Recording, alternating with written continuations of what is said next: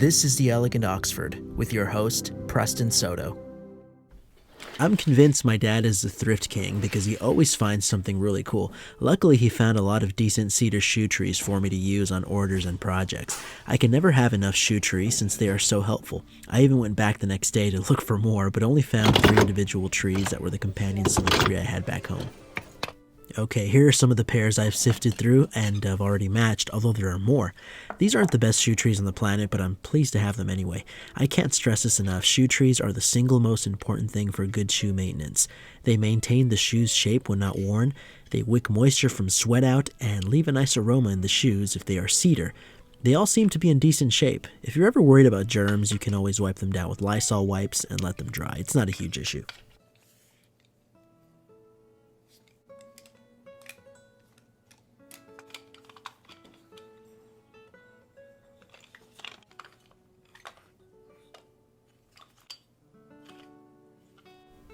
This Nordstrom shoe tree has a faded plate, but luckily for me, this random individual tree has no companion piece and a good plate, so I'm going to switch them out really quickly.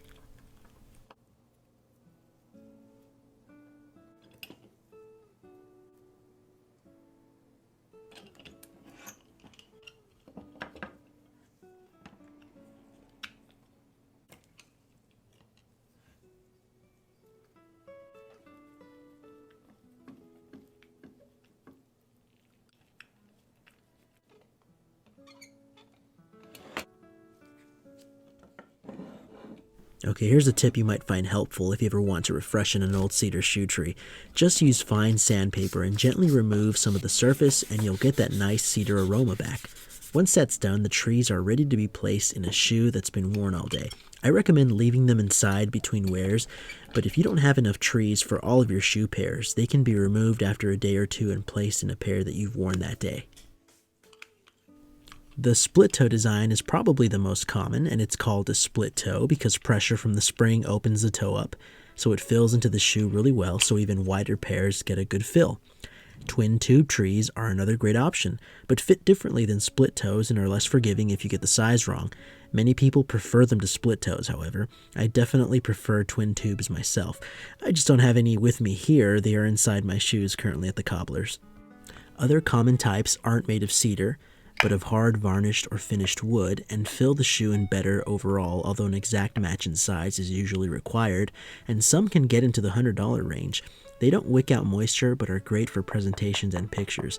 I also commonly use them for when I work on shoes to remove wrinkles. For example, this pair has heavy creasing and slight warping, but when I add a heavy-duty varnished tree, the shoe immediately looks better. I usually find these at thrift shops or online. They are a great option for certain jobs, but don't work for others. The good stick heel. These are called stick heels because they have a stick instead of a full rounded heel. They're usually the most affordable, but I don't recommend them myself since the back area puts unwanted pressure on the inside of the shoe, but other than that, they work fine if that's all you have. Other trees are made of different types of woods and have a hollow center to reduce weight and allow some air to pass through them. These are also really great and come in a variety of styles.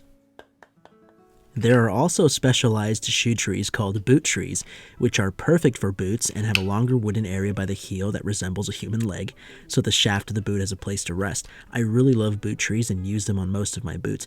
These are the Boss Boot Tree by Woodlore, one of my favorites. So let me demonstrate how some shoe trees fit. Cedar split toes are the most common tree and fit all shoes decently well. I have no complaints about these aside from the fact that they don't fill in shoes perfectly, just decently. Hard lasted trees, on the other hand, fill the shoe in much better in certain areas and look great overall. Like I mentioned earlier, they don't wick sweat away or leave a nice aroma, but they are indispensable for projects like dye jobs and patinas. Some shoe trees just don't fit at all, so don't try to force it. Most of them have a size written somewhere, so keep an eye out. Now, boot trees don't fit very well into regular shoes. They slip out easily since they don't have a boot shaft to hold them in place like they should, but they'll work in a pinch. So in conclusion, I can confidently affirm that shoe trees are the single most important item you can buy to help your shoes last a long time. Not using a tree can wear a shoe down twice as fast as normal and can leave them warped and overly creased. You have many options available to you, so take care of your investment and make sure to get some shoe trees. Let me know if you have any questions, and remember you can always check out my other videos for helpful information. Thanks for watching. Thank you so much for watching. I hope you enjoyed this video. Please like, subscribe, and share for more content in the future. Make sure to check out my other videos as well if you'd like to learn more about shining your shoes. Look for me on Facebook, Instagram, and Twitter at The Elegant Oxford for more. Remember to care for your shoes so that they'll last you for years to come. Always put your best foot forward. The small details matter most, so don't forget to hashtag shine your shoes. I'll see you next time.